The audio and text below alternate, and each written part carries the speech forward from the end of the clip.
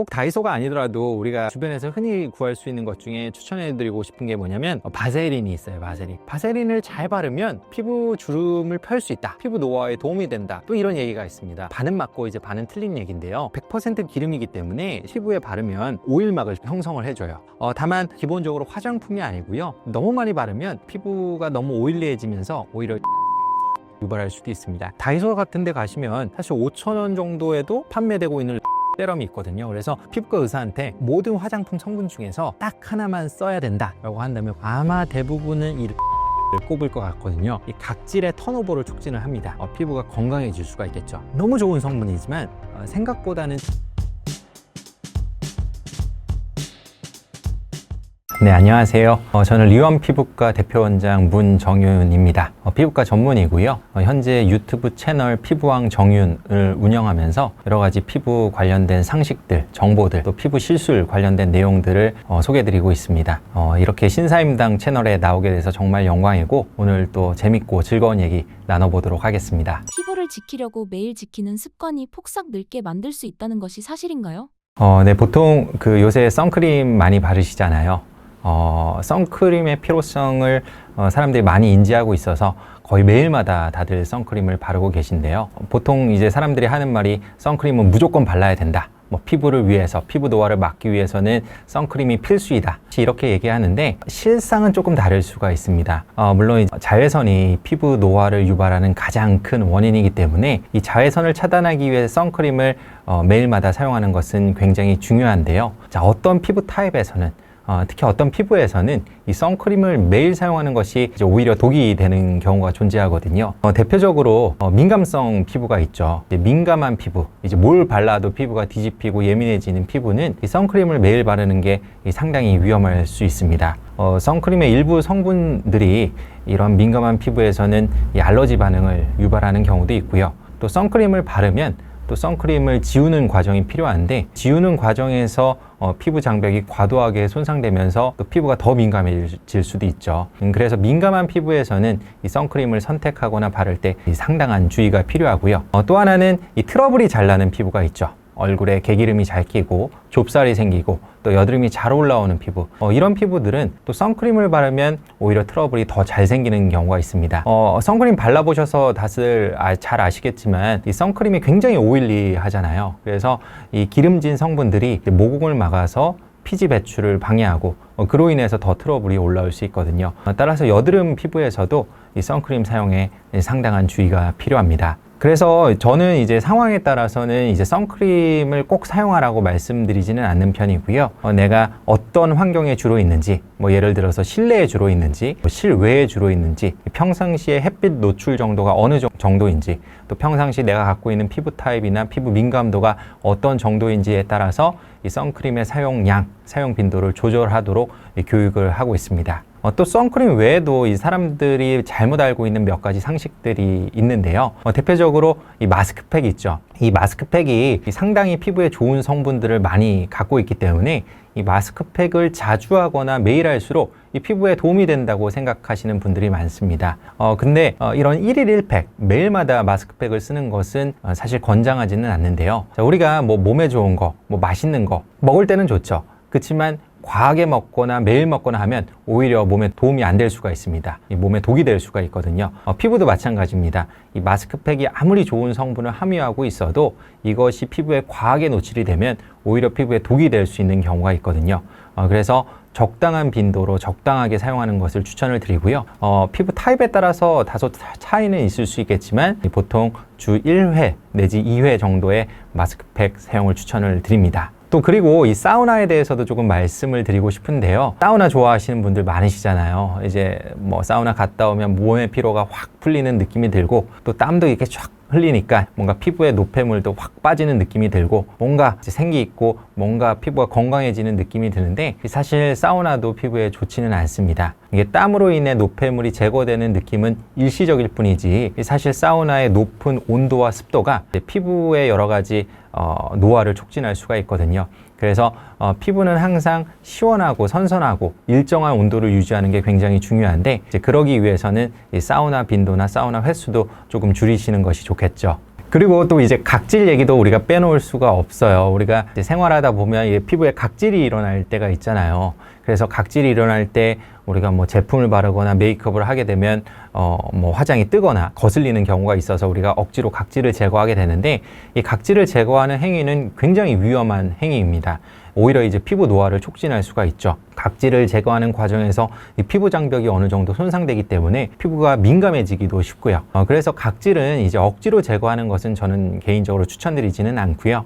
각질이 심하지 않다면 약간의 보습만 잘해도 자연스럽게 각질이 탈락되는 경우가 많고, 혹시라도 내가 각질을 제거해야 할 정도로 심하게 각질이 일어난다면 가볍게 각질을 용해시키는 성분들이 있습니다. 대표적으로 뭐 아하, 바하, 그리고 뭐 파하, 이런 성분들이 있는데, 이제 피부 타입에 따라서 적절한 성분들을 선택해서 가볍게 각질을 제거하는 것을 추천드리고 싶습니다. SPF가 높을수록 좋은 선크림일까요? 우리 선크림을 고를 때 보면 이 선크림에 적혀 있는 수치들이 있어요. 크게 두 가지가 있는데, 이제 한 가지가 SPF, 또 한 가지가 PA 입니다. 보통 이제 선크림 고를 때 딱 요 두 가지를 보고 판단을 해서 선크림을 선택하게 되죠. 이 SPF가 뭐냐면 자외선 B를 차단하는 정도를 말하는 것이고요. 이 PA는 자외선 차단하는 정도를 말합니다. 이 두 가지 자외선이 있어요. 자외선 A, 자외선 B가 있는데, 이 두 가지가 피부에 영향을 미치는 정도가 조금은 다릅니다. 이 자외선 B는 일광 화상, 우리 어디 놀러 가서 뭐 해수욕장 같은 데 놀러 가면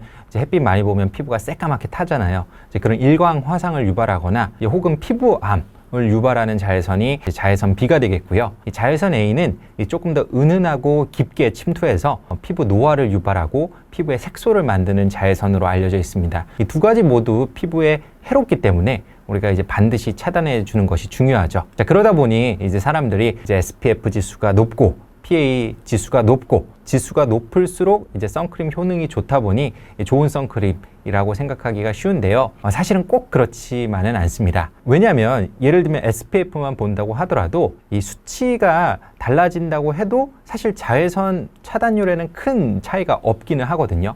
예를 들어서 뭐 30이라고 하면 이 자외선 B를 한 97% 이 정도 차단할 수가 있고, SPF 50이라고 하면 자외선비를 98% 차단할 수가 있어요. 이 숫자 차이는 크지만 실제적으로 자외선을 차단하는 정도에는 이제 큰 차이가 없기 때문에 꼭 이 숫자에 지나치게 집착할 필요는 없다. 그래서 저는 보통 이제 데일리용으로 사용하실 거라면 한 30 이상, 그리고 PA는 한 3+ 이상 이 정도의 제품을 주로 추천하고 있습니다. 또 하나 우리가 이제 고려를 해야 될 게, 이게 SPF 수치가 예를 들면 높으면 높을수록 무슨 문제가 생기냐? 결국 이 수치가 높다는 것은 이제 그만큼 뭔가 화학 성분의 함량도 증가한다는 것이고, 또 그만큼 뭔가 모르게 내 피부를 자극할 수 있는 가능성도 높아진다는 것이거든요. 그리고 이 수치가 높을수록 이 제품의 유분기 또한 증가하기 때문에 모공을 막거나 트러블을 유발하거나 할 가능성도 있습니다. 그래서 무조건 높은 제품이 좋은 것만은 아니다. 내 피부 상태에 맞춰서 적절한 수치의 제품을 선택하는 것이 중요하다. 이렇게 말씀을 드리고 싶습니다. 또 하나 이제 언급할 것이, 선크림을 바르는 양도 사실 중요합니다. 우리가 양을 조금 바르는 거, 많이 바르는 거, 당연히 이 자외선 차단율에 차이가 생길 수밖에 없겠죠. 자, 우리 제품에 적힌 수치만큼의 자외선 차단 효과를 얻기 위해서는 우리가 권장하는 용량이 있습니다. 그게 얼마냐? 보통 500원짜리 동전 크기 하나만큼, 손가락 마디로 따진다면 이 손가락 한 2마디 정도 분량을 얼굴 전체에 발라야 실제로 그 제품에 적힌 자외선 차단 효과를 낼 수 있다고 얘기를 하는데요. 생각을 해보면 굉장히 많은 양이에요. 실제로 우리가 이만큼의 양을 얼굴에 바르기는 상당히 어렵거든요. 저는 어떻게 이제 말씀을 드리냐면, 일단 적당량을 얼굴에 한번 펴 바르고 어느 정도 흡수를 시킨 다음에 그 위에 한 번 더 짜서 한 번 더 바르라고 권유를 드리고 있습니다. 이렇게 하면 어느 정도 충분한 양을 바를 수가 있고요. 또 하나는 뭐 백탁 현상이라든지 피부에 이런 선크림이 뜨는 현상을 최소화하면서 충분한 양을 바를 수 있기 때문에 이런 방법의 도포 방법을 추천드리고 있습니다. 또 하나는 어쨌든 우리가 권장하는 양만큼 충분한 양의 선크림을 피부에 바르기가 어렵기 때문에 실제적으로 자외선 차단 효과가 우리가 기대하는 것보다는 조금 떨어질 수밖에 없겠죠. 그래서 중간중간에 가능하다면 2시간 혹은 3시간 간격으로 중간중간에 어느 정도 이 선크림을 덧바르는 것도 자외선 차단 효과를 높이는 데 상당한 도움이 될 수가 있습니다. 선크림은 스프레이, 스틱 등 여러 종류가 있는데요. 어떤 유형이 가장 효과적인가요? 이 선크림 종류도 많죠. 이 형태도 많죠. 냉정하게 얘기한다면 우리가 실제로 효과를 볼 수 있는 선크림은 크림 형태라고 보시면 됩니다. 우리가 편의에 따라서 스틱 형태도 사용할 수가 있고 스프레이 형태도 사용할 수가 있는데 사실 이 두 가지 형태는 이 자외선 차단 효과가 굉장히 떨어집니다. 그런 실험이 있어요. 실제로 스프레이도 써보고 이제 스틱도 써보고 크림도 발랐을 때 실제로 얼굴에 어느 정도가 도포되는지를 이 정밀 카메라로 분석한 연구들이 있는데 실제로 비교해 보면 스프레이나 스틱을 사용했을 때는 거의 피부에 발리지가 않습니다.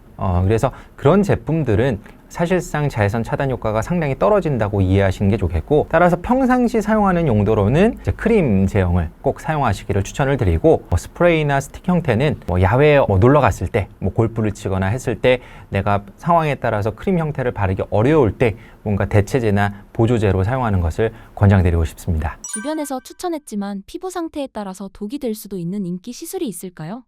피부과 시술을 받으러 많은 분들이 오시는데 되게 제가 이제 상담을 하다 보면은 되게 안타까운 경우가 많습니다. 예를 들면 어떤 경우가 있냐, 친구가 이러이러한 시술을 받았는데 너무 좋았다, 그래서 나도 그 시술을 받으러 왔다 라고 말씀하시는 경우가 있어요. 사실 그런 분들의 얼굴을 실제로 보면은 그 시술이 본인한테 전혀 어울리지 않거나 맞지 않는 경우가 많거든요. 사실은 이렇게 친구가 좋다고 해서 그 시술을 받으러 오는 경우가 피부과 의사 입장에서는 제일 안타깝고 제일 위험한 경우라고 말씀드릴 수 있을 것 같아요. 사실 이런 시술들이 너무나 많은데 제가 여기서 다 설명드리기는 어렵고 몇 가지 예만 살짝 뽑아본다면, 첫 번째로는 이제 기미 치료가 있죠. 기미 때문에 이제 피부과 정말 많이들 오시거든요. 이제 얼굴이 얼룩덜룩하고 얼굴에 시커멓게 뭐가 생겼다, 기미가 생겼어요, 치료해 주세요 하고 오는데, 사실은 얼굴에 생기는 색소들이 다 기미는 아닙니다. 의학적으로 본다면 기미라는 것도 있고 주근깨라는 것도 있고 흑자, 검버섯, 애분홍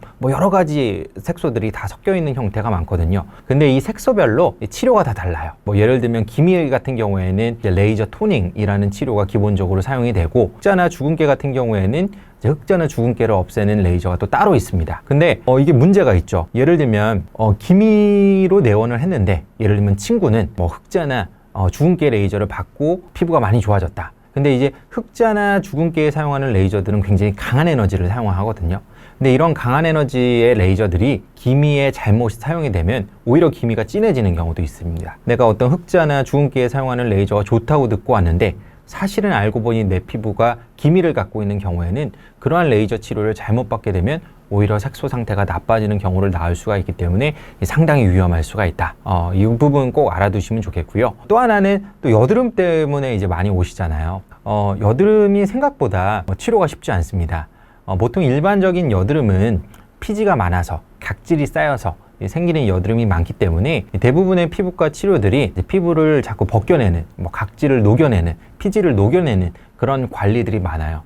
대표적으로 스케일링 같은 게 있는데, 이 여드름 중에서 사실 피부가 굉장히 민감한 분들도 많습니다. 얼굴 전체적으로 홍조가 깔려 있고 뭔가 모르게 피부 장벽이 다 망가져 있는 분들, 이런 분들이 그런 스케일링 치료 같은 거를 주기적으로 받게 되면 오히려 피부가 민감해지고 여드름 상태가 더 나빠질 수도 있거든요. 그래서 무조건 여드름이 있다고 해서 아무 치료나 받아서는 안 된다는 점, 이 부분도 좀 강조드리고 싶고요. 그리고 리프팅에 관해서도 이제 많은 사람들이 관심을 갖고 많이들 받으시죠. 리프팅이야말로 정말 개개인별로 명확한 판단과 정밀한 분석이 필요한 분야라고 말씀드릴 수가 있는데요. 여러 가지 리프팅 레이저들이 있지만 여기서는 예를 들면 울세라 같은 시술만 말씀을 드린다면, 이제 얼굴을 갸름하고 이제 슬림하고 리프팅 시키기 위해서 받는 대표적인 시술이 울세라인데, 얼굴이 마른 분들, 얼굴에 뭔가 얼굴이 좀 꺼져 있고 얼굴이 메말라 보이고 뭔가 퀭해 보이는 인상을 가진 분들이 이 리프팅 하겠다고 울세라 시술을 잘못 받으면 이 볼페임, 볼꺼짐 같은 현상들이 더 심해지면서 오히려 더 나이 들어 보이고 오히려 더 처져 보이는 그런 문제가 생길 수가 있습니다. 그래서 제가 말씀드린 이러한 시술들이 다 개개인의 피부 상태에 맞게 적절하게 들어가지 않으면 오히려 피부가 좋아지기 위해서 받았다가 오히려 더 피부가 나빠질 수 있는 결과를 낳을 수가 있기 때문에 항상 피부 전문가와 정확한 상담을 진행을 하고 정확한 판단하에 시술을 받는 것을 추천드리고 싶습니다. 피부과 원장님께서 가장 추천하고 직접 받기도 하는 시술이 있을까요? 사실 방금 이제 개개인별로 정확한 분석, 정확한 판단하에 이제 적절한 시술이 들어가는 게 좋다라고 말씀을 드렸기 때문에, 물론 이제 제가 받는 시술도 있지만 제가 받는 시술이 또 모두에게나 좋을 수는 없어요. 그래도 아마 이제 많은 분들이 제가 어떤 시술을 받는지 궁금해 하실 것 같아서 이제 간략하게 답변을 드리자면, 이제 저 같은 경우에는 이제 매일마다 진료가 있고 또 매일마다 환자분들의 얼굴을 보고 대화를 나눠야 되는 직업이다 보니까 얼굴에 너무 티가 많이 나거나 불편한 시술은 사실은 받기는 좀 어려운 상황입니다. 그래서 여러 가지 피부과 시술 중에서도 좀 다운타임이 적고 크게 티가 안 나고 얼굴이 크게 붓지도 않고 하는 시술들을 조금 선호하는 편이고요. 그래서 이제 대표적으로 이제 한 가지는 이제 색소 치료 같은 거, 레이저 토닝 같은 거는 이제 주기적으로 받고 있습니다. 햇빛 많이 보거나 또 여름 같은 계절을 보내고 나면 저도 얼굴에 뭐 잡티가 올라온다고 이제 기미가 올라온다거나 할 수가 있거든요. 그래서 평소에 좀 피부가 칙칙하다고 느껴질 때는 이제 레이저 토닝 같은 거 티 안 나게 주기적으로 받고 있고요. 또 하나 이제 요새 많이들 받으시는 시술 중에 이제 스킨 부스터 시술이 있죠. 뭔가 피부를 건강하고 뭔가 촉촉하고 튼튼하게 만들어주는 그런 물질들을 우리가 스킨 부스터라고 하는데, 이제 피부 속에 직접적으로 주입하거나 침투시켜서 뭔가 피부를 더 튼튼하게 개선하는 그런 시술들, 여러 종류가 있겠지만 보습이 필요할 때는 예를 들면 리쥬란 같은 거, 탄력이 필요하거나 모공 개선이 필요할 때는 주베록 같은 거, 그 외에도 여러 가지 시술이 있지만 필요에 따라서 내 피부에 맞는, 제 피부에 맞는 그런 스킨부터 시술을 선택해서 좀 진행을 하고 있습니다.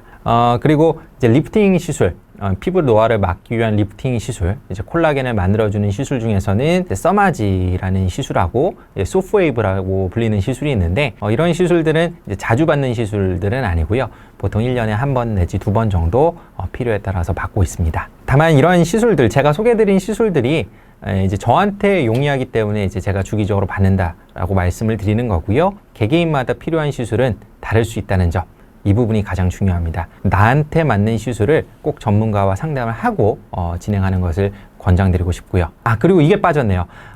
사실 제가 제일 좋아하는 시술은 따로 있습니다.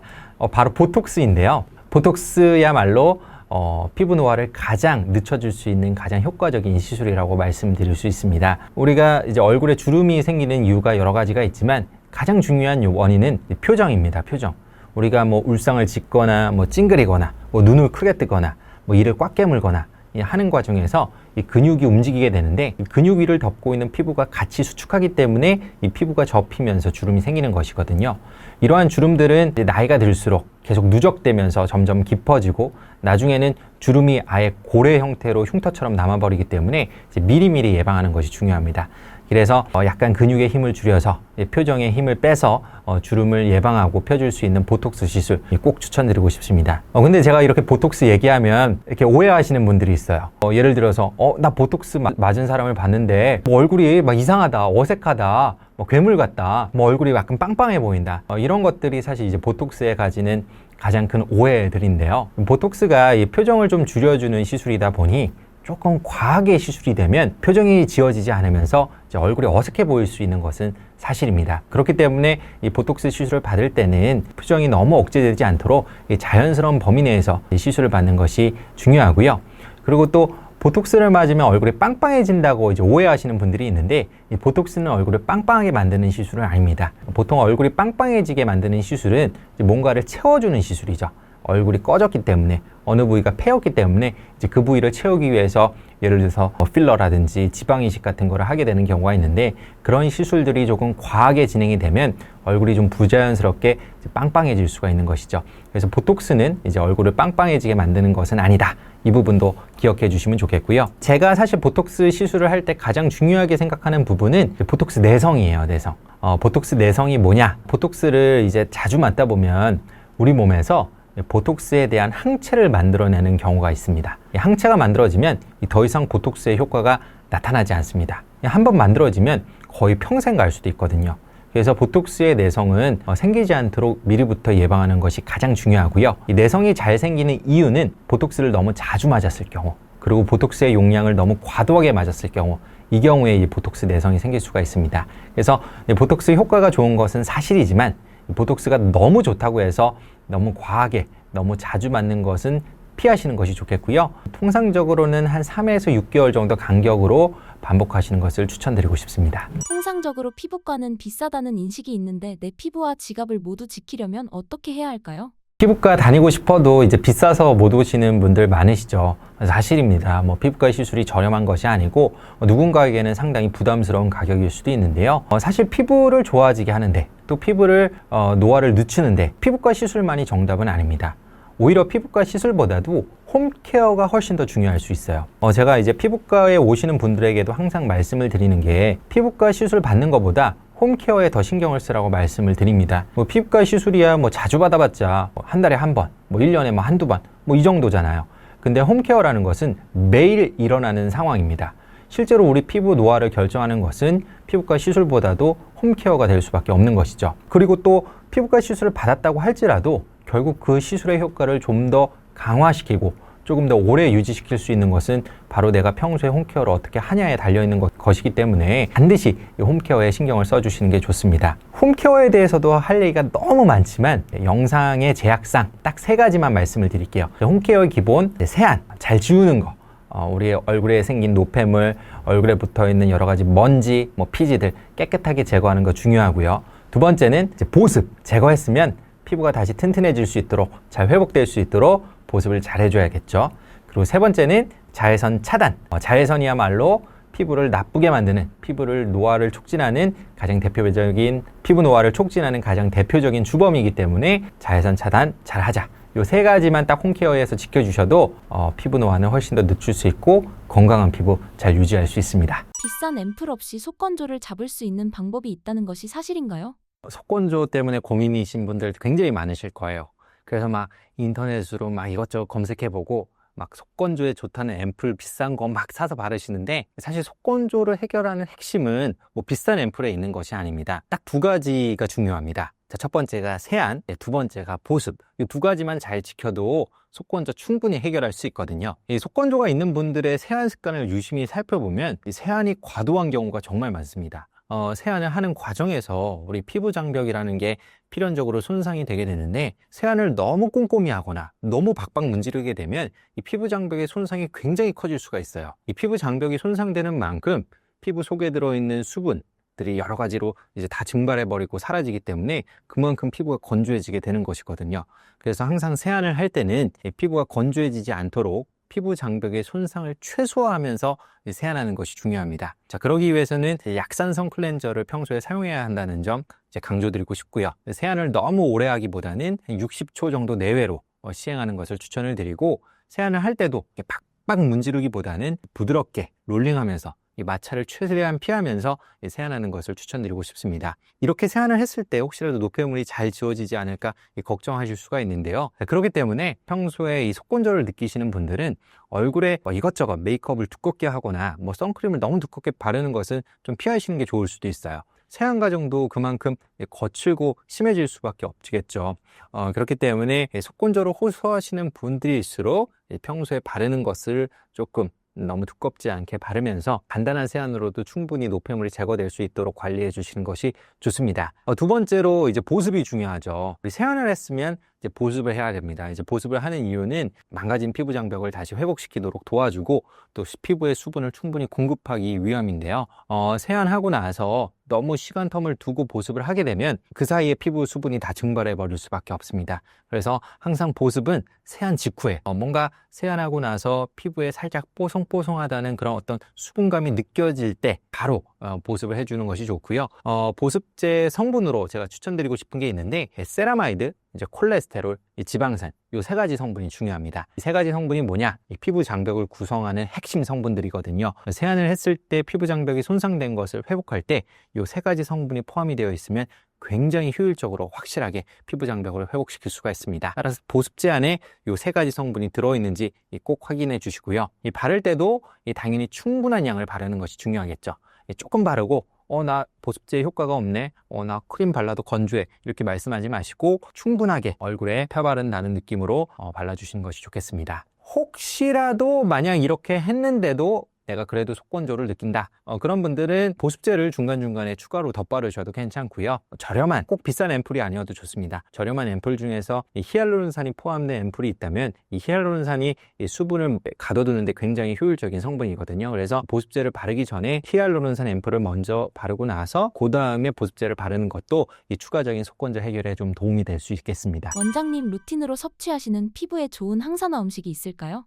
사실 저라고 피부에 좋은 걸 따로 챙겨 먹지는 않습니다. 그래도 웬만해서는 피부 건강을 위해서 또 우리 몸의 건강을 위해서 나쁜 것보다는 이제 좋은 것들 위주로 좀 챙겨 먹으려고 노력을 하고 있는데요. 이제 피부에 좋은 여러 가지 음식들이 있죠. 대표적으로 항산화 성분들이 많이 포함된 거, 비타민 C. 비타민 C가 여러 가지 성분 중에서 가장 효과적이고 가장 확실한 항산화 성분 중에 하나거든요. 비타민 C가 많이 들어간 과일들, 시트러스 계열들, 귤이라든지 오렌지라든지, 그 외에도 키위나 딸기 이런 것들 주기적으로 섭취해 주시면 좋겠고요. 또 하나는 우리 야채 싫어하지만 이제 야채를 좀 많이 먹는 것이 좋습니다. 특히 이제 초록색, 주황색 이런 색깔 야채들이 있거든요. 당근이나 단호박, 시금치, 케일 이런 거 안에는 여러 가지 항산화 성분들이 많이 포함되어 있어요. 대표적으로 베타카로틴 같은 게 있는데 이런 것들 섭취해 주시면 피부 노화 예방에 좀 도움이 되겠고요. 그리고 베리류, 블루베리, 라즈베리 이런 것들이 있잖아요. 이런 것들 안에는 이제 폴리페놀이라고 부르는 유명한 항산화 물질이 또 많이 들어 있습니다. 그리고 견과류도 이제 도움이 되죠. 견과류 안에는 아몬드, 호두, 해바라기 씨 이런 것들이 포함이 되는데 견과류 안에는 비타민 E 라는 항산화 성분이 또 많이 포함되어 있고요. 그리고 또 하나, 이 생선도 잘 섭취해 주시는 것이 중요합니다. 이 연어나 고등어나 참치 안에는 이제 오메가3가 들어가 있는데, 오메가3는 이 대표적인 항염 성분이에요. 얼굴에 이제 염증이 많은 분들이 있습니다. 여드름이라든지, 아토피 피부염이라든지, 주사 피부염이라든지, 항상 만성 염증을 갖고 계신 분들은 이 적절한 오메가3 섭취도 중요하기 때문에 이 생선 주기적으로 드시는 것이 좋겠습니다. 원장님도 피부를 위해서 달걀을 드시기도 하나요? 달걀은 먹죠. 피부를 위해서 먹는다기보다도 달걀 안에 가장 많이 들어있는 게 뭐죠? 단백질이죠. 단백질 섭취를 위해서 달걀은 주기적으로 챙겨 먹습니다. 사실 이 단백질이 피부뿐만 아니라 우리 몸에 굉장히 중요한 구성 요소죠. 특히 이 피부를 구성하고 있는 이 콜라겐, 피부 노화의 가장 중요한 요소라고 불리는 이 피부 탄력을 관장하는 주요 요소인 콜라겐이 이 단백질로 구성되어 있기 때문에 단백질을 하루에 충분한 양을 섭취하는 것이 피부 노화를 막는 데 중요한 역할을 할 수가 있습니다. 그래서 당연히 저도 달걀을 자주 꾸준히 섭취를 하고 있습니다. 알게 모르게 일상에서 피부 노화를 가속시키는 N가지 원인은 무엇인가요?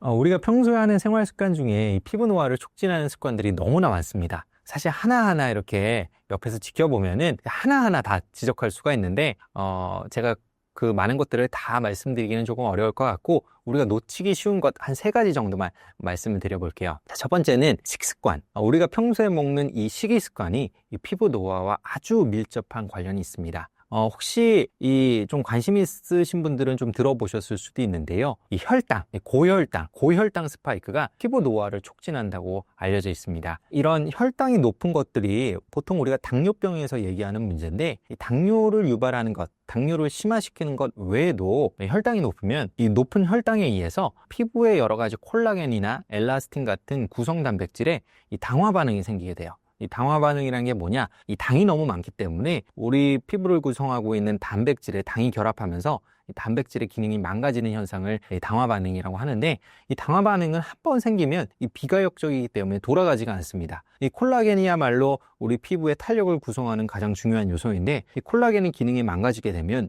그만큼 피부 노화가 빨라진다는 것이죠. 근데 이 당화 반응이 언제 생기느냐? 이 당이 높은 음식을 먹었을 때, 혹은 이 혈당이 빠르게 증가하는 이 혈당 스파이크를 유발하는 음식을 먹었을 때 이런 당화 반응이 잘 생기게 됩니다. 그래서 당이 많은 음식, 그리고 혈당 스파이크를 빠르게 올리는 GI 지수라고 우리가 표현을 하는데, 이 GI 지수가 높은 음식들은 가급적 지양하시는 것이 좋겠고요. 우리가 밥을 먹을 때도 탄수화물, 이 당을 빨리 올릴 수 있는 게 탄수화물이잖아요. 그래서 탄수화물이 많이 포함된 이 밥부터 먹기보다는 먼저 야채 먹고 단백질 먹고 지방 먹고 이 마지막에 탄수화물 순으로 먹는 것이 혈당 스파이크를 조금 예방할 수 있는 방법이라서, 그렇게 같은 음식을 먹더라도 이 음식 종류별로 어떤 순서를 먹는지도 상당히 중요하게 되겠습니다. 그리고 이제 두 번째로는 수면 패턴이 또 중요합니다. 우리가 잠을 자는 게 별로 중요하지 않다, 피부에 중요하지 않다고 생각하실 수가 있겠지만, 우리 수면 시간이 우리 피부가 회복하는 골든타임이거든요. 그래서 잠을 충분히 자고 적절한 시간에 자는 것이 이 피부 건강을 유지하는 데 굉장히 중요합니다. 우리 피부 건강에 중요한 호르몬 두 가지가 있어요. 한 가지는 이제 성장 호르몬, 또 한 가지는 이제 멜라토닌. 이 두 가지가 있는데 이 두 가지 다 우리가 수면 중에 분비되는 호르몬입니다. 주로 이제 밤 10시에서 한 새벽 2시 사이에 가장 피크를 찍는다고 알려져 있는데 12시 이후에 취침하는 거, 너무 늦게 자는 거 추천하고 싶지는 않고요. 보통 10시에서 11시 전에 취침에 들어서 충분한 하루에 한 7, 8시간 정도 충분한 숙면을 취하는 것이 피부 회복에도 굉장히 중요하다 말씀드리고 싶습니다. 그리고 이제 또 하나는 우리가 이제 아까 선크림 얘기도 조금 했었는데요. 선크림을 언제 발라도 되느냐 혹은 언제 바르지 않아도 되느냐, 많은 분들이 이제 선크림 바르는 걸 좀 귀찮아 하셔서 보통 날씨가 좀 흐리거나 뭐 비가 오거나 뭐 눈이 오는 날에는 이 선크림을 잘 안 바르는 경우가 있어요. 그렇지만 이렇게 날씨가 흐리거나 비 오거나 눈이 오는 날에도 자외선은 피부에 영향을 미칩니다. 이 자외선의 종류에 여러 가지가 있는데 이제 그 중에서 자외선 A라는 놈이 있어요. 이 자외선 A는 피부 깊숙이 침투해서 피부 노화를 유발하고 피부를 칙칙하고 피부를 어둡게 만드는 대표적인 자외선인데 굉장히 투과성이 좋기 때문에 날씨와 관계없이 우리 피부에 항상 도달을 하고 있습니다. 그래서 날씨가 흐리다고 해서 비가 온다고 해서 눈이 온다고 해서 선크림을 바르지 않는다라고 생각하시면 안 되고요. 항상 자외선 A를 차단할 수 있는 선크림, 자외선 A를 차단하는 지수는 PA 지수거든요. 그래서 항상 PA 지수를 체크를 해서 PA 지수가 높은 선크림은 날씨에 관계없이 항상 바르는 것을 권장드리고 싶습니다. 또 하나 이 자외선 A는 실내로도 들어올 수가 있어요. 이 창문을 통과할 수가 있기 때문에 혹시라도 이제 실내에 있더라도 이 창가 위주의 햇살이 들어오는 위치에서 주로 생활하시는 분들은 이 항상 자외선 A만큼은 잘 차단할 수 있는 선크림을 바르는 것을 권장드리고 싶습니다. 피부에 좋다고 해서 했는데 오히려 주름만 생기는 습관이 있을까요? 우리가 피부에 좋다고 알고 있는 습관 중에 사실은 피부에 독이 되는 습관들이 몇 가지가 있죠. 첫 번째로는 각질 제거를 꼽고 싶은데요. 얼굴에 각질이 생긴다고, 각질 때문에 화장이 뜬다고 해서 주기적으로 각질을 제거하는 분들이 계세요. 각질을 제거하는 것까지는 좋은데 과하게 각질을 제거하는 경우에는 이 피부 장벽 또한 같이 손상되면서 피부가 더 민감해지고 피부 노화가 촉진될 수가 있습니다. 각질은 억지로 제거해서는 절대로 안 되고요. 간단한 각질, 가벼운 각질은 사실 보습제만 충분히 잘 발라도 가볍게 떨어지는 경우가 많습니다. 그래서 무리하게 제거하지 말 것 강조드리고 싶고, 혹시라도 내가 각질을 꼭 제거하고 싶다라고 하는 경우에는 이 각질을 없애주는 성분들이 있어요.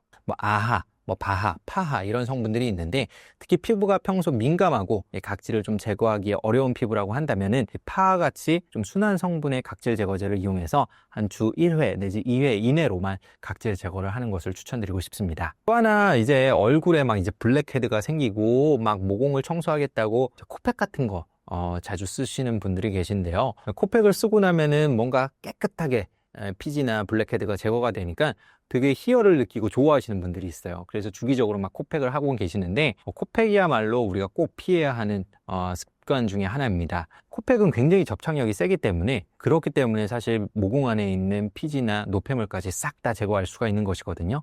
하지만 이렇게 강한 접착력은 이러한 노폐물만 제거하는 것이 아니라 필연적으로 피부 장벽의 손상을 유발할 수밖에 없습니다. 한두 번 했을 때야 괜찮을 수가 있어도 반복적으로 하다 보면은 계속적인 피부 장벽 손상을 유발하기 때문에 피부가 굉장히 민감해지고 피부 노화가 촉진될 수가 있습니다. 모공이 작아지겠다고 이 코팩을 자주 하는 경우에는 장기적으로 오히려 더 모공이 늘어나고 블랙헤드가 더 생길 수도 있기 때문에 코팩만큼은 반드시 피하는 것을 권장드립니다. 그리고 이제 얼굴에 마사지 좋아하시는 분들이 있어요. 막 경락 마사지 같은 거 이제 주기적으로 받으시는 분들도 있고, 이제 얼굴에 특히 자주 붓는 분들, 밤에 뭐 야식을 먹었다거나 뭐 술을 먹고 난 다음 날에 얼굴에 붓기가 생겼다고 해서 아침마다 막 괄사 마사지로 막 마사지 하시고 하시는 분들이 있는데, 이 마사지도 적당히 하는 것이 좋지 너무 과하게 하는 것은 좋지 않습니다.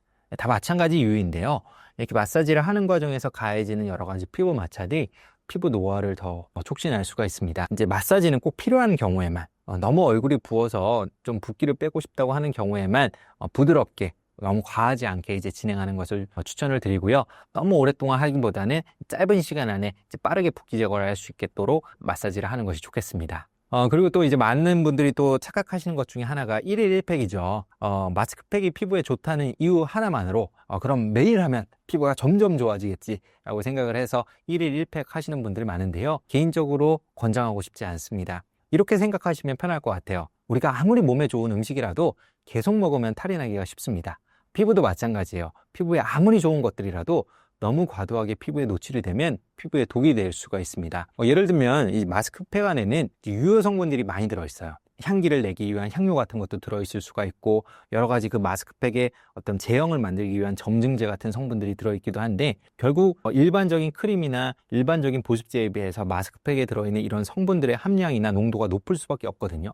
그렇기 때문에 이런 성분들에 의해서 과도하게 노출이 되면 나도 모르게 알러지 반응이 생길 수도 있고, 또 너무 과도한 유분기로 인해서 모공이 막히면서 트러블이 생길 수도 있습니다. 그리고 또 이런 성분들이 뭔가 피부에 좋을 것 같아서 또 오래 붙여두고 계신 분들이 있어요. 마스크팩이 비싸니까 이거 오랫동안 붙여두어야 피부로 싹 다 성분들이 흡수되겠지 해가지고 한 30분, 막 1시간씩 붙여두고, 혹은 아예 붙인 상태로 막 잠에 드는 분들도 계십니다. 근데 이렇게 되면 문제가 뭐냐, 흡수되는 것까지는 좋은데 마스크팩이 싹 다 마르게 되면 오히려 그때부터는 피부에 있는 수분을 거꾸로 마스크팩이 뺏어갑니다. 그래서 마스크팩은 그 권장 사용 시간을 꼭 지켜주는 것이 좋아요. 이제 보통은 한 15분에서 20분 정도를 말씀을 드리는데, 이 마스크팩마다 사용 설명서를 보시면은 그 뒤에 권장하는 시간이 적혀 있습니다. 따라서 그 권장 시간을 넘겨서 붙여두지는 않도록 주의해 주시는 것이 좋겠습니다. 그리고 이제 운동과 관련해서도 제가 한 말씀 드리고 싶은데요. 요새는 이제 운동하시는 분들 많으시죠. 뭐 웨이트 트레이닝 좋아하시는 분들도 많으시고, 뭐 러닝, 뭐 테니스, 뭐 수영, 뭐 다양한 운동들을 많이들 하시는데, 운동 자체는 사실 건강에 굉장히 도움이 됩니다. 피부에도 적당한 운동은 혈액순환을 촉진을 하고 피부를 더 생기 있고 피부에 있는 노폐물을 배출시키는 데도 더 도움이 되죠. 하지만 너무 과한 운동은 오히려 피부에 독이 되는 경우도 있는데요. 예를 들어서 땀을 너무 많이 흘린다거나, 피부에 열감이 너무 심하게 돋는다거나, 혹은 메이크업을 한 상태에서 과도한 운동을 한다거나 하게 되는 경우에는 피부가 더 민감해지거나 피부에 홍조 같은 게 생기는 경우가 있습니다. 또한 야외에서 운동하는 경우에는 운동으로 인해서 또 자외선 노출이 많아지기 때문에 그런 경우에는 또 피부에 독이 될 수가 있겠죠. 항상 운동을 하는 것은 좋지만 피부 상태를 나빠지게 만들 수 있을 정도의, 피부 상태를 악화시킬 만한 정도의 과한 운동은 가급적 지양하는 것이 좋겠습니다. 원장님도 주기적으로 콜라겐을 섭취하시나요? 콜라겐 같은 경우에는 워낙 요새 대중화가 되어 있고, 병원에 오시는 환자분들도 콜라겐을 먹으면 도움이 되냐, 콜라겐을 추천해달라, 원장님은 드시냐, 이런 질문들을 하도 많이 하셔가지고 저도 한번 궁금해서 이제 먹어본 적은 있는데, 지금은 막 규칙적으로 복용하고 있지는 않습니다. 이제 콜라겐에 대한 논란이 많죠. 개인적으로는 이제 콜라겐을 먹는 것은 나쁘지는 않다. 콜라겐을 먹어서 손해볼 것은 없다 라고 생각을 하고요. 많이 먹으면 좋으냐? 사실 그것도 아닙니다. 하루 권장량 이상의 콜라겐을 섭취한다고 해서 피부에 해롭다, 이런 연구 결과가 있는 것은 아니거든요. 다만 그만큼 더 많이 먹는다고 피부가 더 좋아지느냐, 그런 증거가 있는 것도 아니고, 오히려 이제 콜라겐을 너무 많이 섭취하게 되면 소화가 잘 안 된다거나, 오히려 영양에 문제가 생긴다거나, 우리가 예기치 못한 여러 가지 부작용이 생길 수가 있기 때문에, 콜라겐을 섭취하고 싶다고 한다면 이제 하루 권장량 한 5에서 10g 정도의 콜라겐 펩타이드 정도 면 충분하다고 저는 생각을 하고 있고요. 다만 이제 콜라겐을 먹었을 때 우리가 생각을 해야 될 게, 결국 우리가 콜라겐을 먹는 이유는 이제 피부에 콜라겐을 더 많이 만들어주기 위해서, 피부에 콜라겐을 공급하기 위해서 이제 만들어주는 것이거든요. 하지만 콜라겐이 피부에만 존재하는 것은 아닙니다. 우리 몸의 여러 가지 장기에도 다 콜라겐이 존재합니다. 실제로 그래서 우리가 섭취한 콜라겐이 피부로만 이동하는 것은 아니고요. 우리 몸의 다른 영역에도 쓰일 수가 있습니다. 여러 가지 연구 결과에서 이런 먹는 콜라겐들이 피부로 이동한다는 증거는 있지만, 그것이 실제적으로 피부의 주름을 개선한다거나 피부 노화를 완전하게 예방할 수 있다는 근거는 아직까지는 불충분한 입장이기 때문에, 맹목적으로 어떤 콜라겐을 신뢰해서 콜라겐을 믿고 콜라겐을 섭취하는 것은 조금 지양하도록 말씀을 드리고 싶고요. 그렇다고 할지라도 먹는 것 자체가 손해되는 것은 아니기 때문에, 혹시라도 궁금하신 분들, 혹시라도 조금이라도 도움을 받고 싶으신 분들은 한 번쯤은 섭취해봐도 괜찮을 것 같습니다. 사실 저는 콜라겐보다는 다른 건강보조제를 더 많이 추천을 드리고 있습니다. 가장 제가 추천드리고 싶은 성분 하나는 이 비타민 C예요. 아마 피부과 의사들마다 조금씩 의견은 다를 수가 있겠지만, 무슨 영양제를 가장 1순위로 꼽느냐, 무슨 영양제를 섭취하고 있느냐라고 여쭤봤을 때 가장 많은 대답이 나올 수 있는 것은 비타민 C가 아닐까 싶습니다. 왜냐하면 이 비타민 C는 이 피부에 엄청나게 많은 긍정적인 영향을 미치거든요. 예를 든다면 우리가 콜라겐 합성을 할 때도 비타민 C가 필요하고요. 그리고 항산화 작용이 있다고도 알려져 있고, 그리고 약간 피부가 칙칙할 때 이 멜라닌 색소에 의해서 피부 색소가 생기는데 이 멜라닌 색소를 만드는 과정도 억제한다고 알려져 있어요. 그래서 비타민 C 하나만으로도 피부 노화를 막고 항산화 효과도 내고 피부도 깨끗해질 수 있는 여러 가지 효과들이 있기 때문에 이 비타민 C를 꼭 섭취하는 게 좋겠다. 말씀을 드리고요. 다만 비타민 C 같은 경우에는 우리가 일반적인 식사만 하더라도 하루의 권장 섭취량은 충분히 섭취를 할 수가 있습니다. 그래서 꼭 영양제 섭취를 하지 않더라도 내가 평상시에 어떤 식단만 잘 갖춰도 크게 문제는 되지는 않는데 이제 만약 내가 채소는 잘 안 먹는다. 편식하는 분들 계시죠. 또 과일 잘 안 먹는다. 이런 분들은 약간 부족할 수도 있습니다. 이제 그런 분들은 이제 비타민 C를 꼭 따로 섭취하는 것이 좋겠죠. 그리고 이제 많은 분들이 이건 잘 모르실 텐데요. 제가 또 하나 강조드리고 싶은 성분 중에 하나가 비타민 D가 있습니다. 비타민 D가 생각보다 피부에 중요해요. 그리고 많은 한국인들이 이 비타민 D 결핍이 굉장히 많습니다. 거의 대부분의 한국인들에서 비타민 D가 부족하다. 이런 연구 결과들이 많이 있고요. 비타민 D가 왜 중요하냐? 비타민 D가 하는 역할이 이 면역 시스템을 유지하는 데 중요합니다. 잘 모르시겠지만 피부가 굉장히 중요한 면역 시스템입니다. 외부에서 들어오는 여러 가지 항원들, 외부에서 침입하는 여러 가지 물질들을 방어해내는 1차 방어선이 바로 피부이기 때문에 피부에는 여러 가지 면역 시스템이 잘 구동이 되고 있어야겠죠. 이럴 때 비타민 D가 가장 중요한 역할을 할 수가 있고요. 또 하나는 피부를 이제 덮고 있는 각질 세포의 분화에 또 관여하는 것이 비타민 D입니다. 그래서 사실 피부 장벽이 예민하거나 피부 장벽이 망가져 있을 때 이 비타민 D의 역할이 굉장히 중요하고 따라서 피부 장벽을 회복하고 염증을 조절하는 데 있어서 가장 기본 인자이기 때문에 비타민 D 섭취를 꼭 추천하고 싶고요. 아토피 피부염이 있거나 피부에 가려움이 있거나 만성적인 피부염이 있는 경우에는 꼭 비타민 D를 한번 고려해 보시면 좋겠습니다. 그리고 또 하나는 이제 오메가3. 오메가3는 아마 많은 분들이 잘 아시겠죠. 보통 피부 때문에 오메가3를 먹어야 된다라는 거를 알고 계신 분들은 많지 않으실 거고, 주로 이제 오메가3가 혈액순환, 심혈관 질환에 좀 도움이 된다고 알고 계실 텐데요. 맞습니다. 하지만 피부에도 도움이 됩니다. 바로 이 오메가3의 항염 효과 때문인데, 오메가3를 먹으면 이 염증 반응을 조금 낮춰주는 효과가 있어요. 그래서 피부가 좀 민감하고 항상 만성적인 염증이 피부에 있으신 분들은 이 오메가3도 꼭 같이 섭취해 주시면 좋겠습니다. 비타민 C의 섭취 형태는 어떤 게 좋을까요? 메가도스도 건강에 효과가 있을까요? 비타민 C의 형태는 사실 크게 중요한 것 같지는 않아요. 음료 형태로 섭취해도 좋고, 가루 형태로 섭취해도 좋고, 형태보다는 충분한 양을 섭취하는 게 좋을 것 같은데, 보통 제가 알고 있기로 하루의 상한 섭취량이 2000mg 정도로 알고 있어요. 그래서 한 2000mg 이내에서는 어떤 방식으로 섭취해도 저는 크게 무방하다고 생각을 하고요. 요새는 이제 메가도즈라고 해서 아주 고용량의 비타민 C를 섭취하는 용법도 유행이 되고 있거든요. 이제 메가도즈에 대해서는 사실 의학적으로 명확하게 입증된 것은 아닙니다. 연구가 굉장히 많이 이루어지긴 했지만 어떤 부분에 있어서는 효과가 더 좋다. 또 어떤 부분에 있어서는 오히려 부작용 리스크가 크다 해서 아직 의사들 사이에서도 이견이 좀 분분한 영역이 메가도즈거든요. 그래서 공식적으로 메가도즈 복용을 추천한다 이렇게 말씀드리기는 조금은 어려울 것 같고요. 다만 실제로 제 주변에서도 보면은 이제 메가도즈를 복용하고 나서 뭔가 피부도 좋아지고 뭔가 몸에 뭔가 힘도 더 생기는 것 같고 기운도 더 나는 것 같고 뭔가 면역력이 강해져서 감기도 덜 걸리는 것 같다. 이렇게 말씀하시는 분들이 계세요. 그래서 한번 메가도즈가 궁금하신 분들은 한 번쯤 시도해 보셔도 나쁘지는 않을 것 같습니다. 다만 메가도즈가 절대로 안 되는 사람도 있어요. 예를 들어서 신장이 안 좋으신 분들, 콩팥이 안 좋으신 분들, 또 요로결석 있으신 분들, 여러 가지 기저질환이 있어서 이 비타민C를 과량 섭취하기 어려운 분들도 있기 때문에 무조건 메가도즈가 가능하다 이렇게 생각하시는 것은 금물이고요. 건강 상태에 따라서 한 번쯤 필요하다면 시도해 보시는 것도 나쁘지는 않을 것 같습니다. 샤워를 자주 해도 땀 냄새가 많이 나는 사람들은 특별한 문제가 있다는 것이 사실인가요? 여름철에 지하철 같은 거, 버스 같은 거 타보시면은 가끔 냄새 때문에 좀 고생하는 경우가 있죠. 모든 사람한테서 냄새가 나는 건 아닌데 유독 특정 사람들에게서 냄새가 많이 나곤 합니다. 사실 이 냄새의 이유가 따로 있기는 한데요. 이렇게 생각해 보시면 좋을 것 같아요. 보통 이제 겨드랑이 같은 데 땀이 많이 나는데 겨드랑이에 땀을 만드는 그 땀샘에는 두 가지 종류가 있습니다. 이제 한 가지는 에크린 땀샘이라는 게 있고 한 가지는 아포크린 땀샘이라는 게 있어요.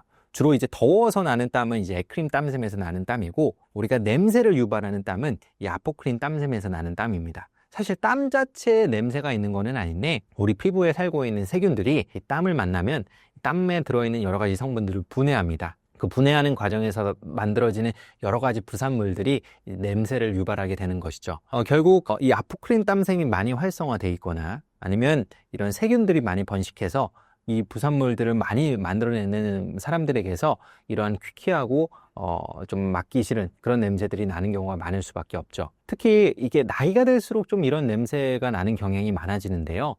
그 이유도 따로 있습니다. 이제 피지선에서 이제 이런 만들어내는 이제 지방산들이 있는데, 이 피지선에서 만들어내는 지방산 중에 불포화 지방산이 있는데, 이 불포화 지방산의 함량이 나이가 들수록 많아지게 돼요. 그러면 이러한 분비된 지방산들이 산화되는 과정에서 투노네날이라고 하는 물질들이 만들어지는데, 이 물질이 바로 이 노인에게서 나는 퀴퀴한 냄새를 유발하는 원인입니다. 이 나이가 들수록 당연히 불포화 지방산 함량이 증가하면서 또 항산화 능력도 떨어지게 되고, 결국 이런 산화 반응의 증가로 투노네날 물질이 증가하기 때문에 이 나이가 들수록 더 퀴퀴한 냄새가 날 수밖에 없는 것이죠. 결국에는 이러한 문제를 개선하기 위해서는 위생에 신경 써주시는 게 좋습니다. 땀이 차지 않도록 당연히 깨끗하게 주기적으로 땀을 닦아내는 것, 샤워를 통해서 땀을 제거해 주는 것이 좋겠고요. 그리고 이런 산화 반응, 피지의 산화 반응 등을 예방하기 위해서 항산화 물질들을 잘 섭취해 주시는 것도 중요하겠고요. 경우에 따라서 병원 치료를 받을 수도 있는데요. 이제 병원에서는 겨드랑이 보톡스라고 해서 겨드랑이에 나는 땀을 줄여주는 치료가 있습니다. 이제 그런 치료들을 받으면 또 냄새들이 좋아질 수가 있겠죠. 또 하나는 이제 알루미늄 클로라이드 헥사 하이드레이트라는 성분이 있는데, 제품명으로는 이제 드리클로라는 제품이 있습니다. 약국에 가면 구입할 수가 있는데요. 그런 성분들을 이제 겨드랑이에 바르게 되면 겨드랑이 땀구멍을 폐쇄시키는 효과가 있어서 또 이런 겨드랑이 암내 같은 거를 줄여주는 효과가 날 수 있습니다. 결과적으로는 결국 이제 땀 분비를 잘 줄이고 이제 세균이 번식하지 않도록 잘 관리해 주는 것이 이런 이 냄새를 해결하는 가장 출발점이라고 말씀드릴 수가 있겠네요. 외국인들보다 한국인이 땀 냄새가 덜한 이유가 있을까요? 네, 결국 이 몸에서 나는 냄새의 원인을 정리해 본다면, 아포크린 땀샘에서 나는 땀을 피부에 살고 있는 세균들이 분해하면서 만들어진 부산물에 의한 냄새, 그것이 바로 피부에서 나는 냄새, 몸에서 나는 냄새의 원인이라고 말씀드릴 수가 있을 것 같은데, 이와 관련된 유전자가 있어요. 우리가 냄새 유전자라고 불리는 게 있습니다. 그 유전자 이름이 뭐냐면 ABCC 11이라고 부르는 유전자입니다. 이 유전자가 하는 역할은 이 냄새 원료를 이 땀 밖으로 운반하는 단백질을 만드는 유전자예요. 여기에는 여러 가지 이제 형태가 있는데, 한국인을 포함한 동아시아인에서는 이제 A형이 많습니다. 이 A형은 이 냄새 원료를 거의 못 보내는 그런 유전자예요. 그래서 냄새 원료가 없으니까 그만큼 이제 냄새가 거의 안 나겠죠. 하지만 유럽이나 아프리카인에서는 이 G형이 많습니다. 이 G형에서는 냄새 원료를 잘 내보내기 때문에 그만큼 더 몸에서 냄새가 나기가 쉽겠죠. 물론 이게 인종에 따라서 좀 차이는 있겠지만 개인별로도 차이가 있습니다. 그래서 한국인이라고 해서 다 냄새가 안 나는 게 아니고, 뭐 유럽이나 아프리카인이라고 해서 다 냄새가 나는 건 아니잖아요. 다만 그 경향성이 한국인을 포함한 동아시아인에게서는 G형보다는 A형이 많다, 이렇게 이해해 주시면 좋을 것 같고요. 이 A형인지 G형인지를 우리가 유전자 검사를 하지 않아도 쉽게 알 수 있는 방법이 있습니다. 이제 바로 귀지인데요. 이 귀지의 형태도 이 똑같은 유전자의 영향을 받습니다. 그래서 A형인 경우에는 이제 마른 귀지, 귀지를 팠을 때 귀지에 물기가 없이 이제 마른 귀지를 갖고 있는 분들은, 그런 분들은 이제 몸에서 잘 냄새가 나지 않는 분들이라고 생각하시면 좋겠고, G형인 경우에는 이제 물귀지라고 부르는데 젖은 귀지가 있어요. 이제 귀지를 만져보면 축축합니다. 뭐가 이제 적셔져 있는 느낌으로. 이제 그런 귀지를 갖고 있는 분들은 아무래도 몸에서 냄새가 날 수 있는 찬스가 높다, 이렇게 이해해 주시면 좋을 것 같습니다. 동안 유전자를 갖고 있지 않아도 10년 이상 젊어지는 방법이 있다는 것이 사실인가요? 동안 유전자에 대해서 궁금해 하시는 것 같아요. 뭐 그런 말도 있죠. 뭐 피부는 타고나는 것이다. 피부는 유전이다. 뭐 어느 정도는 일리가 있는 말이지만, 그렇다고 해서 유전에 의해서만 결정되는 것은 아닙니다. 뭐 동안 유전자가 전부라면 너무나 슬픈 얘기잖아요. 아무리 동안인 사람도 결국에는 나이가 들면서 피부도 노화될 수밖에 없는 것이고, 또 피부를 관리하지 않고 방치를 하면 또 그만큼 또 빠르게 노화가 찾아올 수밖에 없습니다. 저는 개인적으로 그렇게 생각을 합니다. 결국엔 우리가 유전자는 바꿀 수가 없기 때문에 우리가 평소에 어떻게 생활 습관, 어떻게 피부를 관리하느냐에 따라서 충분히 10년, 20년 이상 젊어질 수 있다. 이렇게 생각을 하거든요. 그래서 제가 저한테 항상 피부 관리법에 대해서 여쭤보시는 분들에게 여러 가지 조언을 드리곤 하는데 이 자리에서는 딱 세 가지 간단하게 강조드리고 싶습니다. 첫 번째는 이제 세안. 세안을 잘하는 것이 이제 피부 관리의 기본입니다. 피부에 묻어있는 여러 가지 피지나 노폐물, 먼지 같은 거 다 꼼꼼하게 잘 제거를 해야겠고요. 다만 그 제거하는 과정에서 혹시라도 과도한 세안이 되면 우리 피부를 보호하는 피부 장벽이 손상되고 피부가 예민해지고 노화가 찾아올 수 있기 때문에 피부 장벽이 손상되지 않는 상황에서, 않는 범위 내에서 충분히 꼼꼼하게 세안하는 것이 중요하겠다. 그리고 두 번째는 보습. 보습이 굉장히 중요해요. 얼굴에 보습제 잘 안 바르시는 분들도 계신데 피부 장벽의 회복을 돕고 피부의 수분 공급을 충분히 해서 피부의 기능을 원활하게 유지하기 위한 보습 꼼꼼하게 신경 써주시는 것이 좋겠고요. 세 번째로는 이제 자외선 차단. 자외선이야말로 여러 가지 요소 중에서 가장 피부 노화를 촉진할 수 있는 대표적인 주범이죠. 자외선을 평소에 잘 차단할 수 있도록 선크림 사용에 소홀히지 않는 것. 바로 그것 세 가지 제가 강조드리고 싶습니다. 아침 샤워 대 저녁 샤워 논쟁 어떤 것이 더 좋을까요? 아침 샤워가 좋으냐, 저녁 샤워가 좋으냐, 상당히 정답이 있는 문제는 아닌 것 같아요. 사람마다 이제 대답하는 게 다를 수가 있고, 또 각자마다 생활 패턴이 다른데, 낮에 주무시는 분들도 있고, 밤에 주무시는 분들도 있고, 활동 범위나 시간이 다 다르기 때문에, 정답이 있는 문제는 아니라고 생각을 합니다. 저보고, 원장님은 그럼 아침에 샤워하세요? 저녁에 샤워하세요? 이제 묻는다면, 저는 주로 이제 저녁에 샤워하는 편이 많은 것 같습니다. 저는 그렇게 생각을 해요. 만약 이제 낮에 활동량이 많다. 내가 낮에 활동이 많아서 하루 종일 이제 땀도 흘리고 야외 활동도 하면서 먼지도 피부에 많이 쌓이고 뭔가 피부가 많이 더러워진 상태다. 그런 상태라고 한다면 집에 들어오고 난 다음에 샤워를 해서 그러한 노폐물들이나 불순물들을 깨끗하게 제거한 상태에서 취침을 하는 것이 피부를 건강하게 유지할 수 있는 방법이 될 수밖에 없겠죠. 그런 과정 없이 피부가 더러운 상태에서 그대로 취침에 이르게 되면은 그런 노폐물에 의한 여러 가지 피부 자극 그리고 피부 오염에 의해서 피부 노화가 더 촉진될 수 있다고 생각을 합니다. 이렇게 낮에 활동이 많고 낮에 이렇게 피부에 뭔가 유해물질 같은 게 많이 노출될 수 있는 분들은 당연히 그런 활동을 끝내고 나서 저녁에 샤워를 먼저 하는 게 좋다고 생각을 하고요. 다만 경우에 따라서 그런 경우도 있어요. 특히 여성분들 같은 경우에는 헤어스타일링 같은 이유로 이제 아침에 일어나서 머리를 감거나 이제 샤워하는 게 좋다고 이제 생각하시는 분들도 있는데 경우에 따라서는 만약 헤어스타일링 이유라면 아침에 머리를 감는 정도는 충분히 괜찮다고 이제 생각을 하고요. 이제 아침에 샤워했을 때 이제 또 장점 중에 하나는 좀 잠에서 쉽게 깬다는 점이죠. 아침에 활동량이 많아가지고 내가 뭔가 졸린 상태에서 빨리 벗어나고 싶다고 한다면 필요하다면 이제 아침에 추가적으로 샤워를 할 수도 있겠습니다. 다만 샤워를 하루에 여러 번 하는 거는 또 우리가 주의를 할 필요가 있어요. 아침에도 샤워하고 저녁에도 샤워하고 샤워를 너무 많이 하게 되면 이제 그만큼 샤워로 인해서 피부 손상이 커질 수 있습니다. 피부 장벽이 망가질 수가 있기 때문에 샤워를 너무 자주 하는 것은 권장하지는 않고요. 메인 샤워는 예를 들면 저녁에 한다면 아침에는 가볍게 물로만 간단하게 씻는다든지 짧게 씻는다든지 하는 것 정도는 우리가 조율하면서 해볼 수 있을 것 같습니다. 악취를 싹 없앨 수 있는 샤워 꿀팁이 있을까요? 네, 그러면 이제 샤워를 어떻게 하는 게 좋으냐? 일단 우리가 이중 세안이 필요한 경우가 있습니다. 예를 들면 메이크업을 했을 때, 선크림을 발랐을 때, 이럴 때는 기본적으로 이중 세안을 권장을 드리는데요.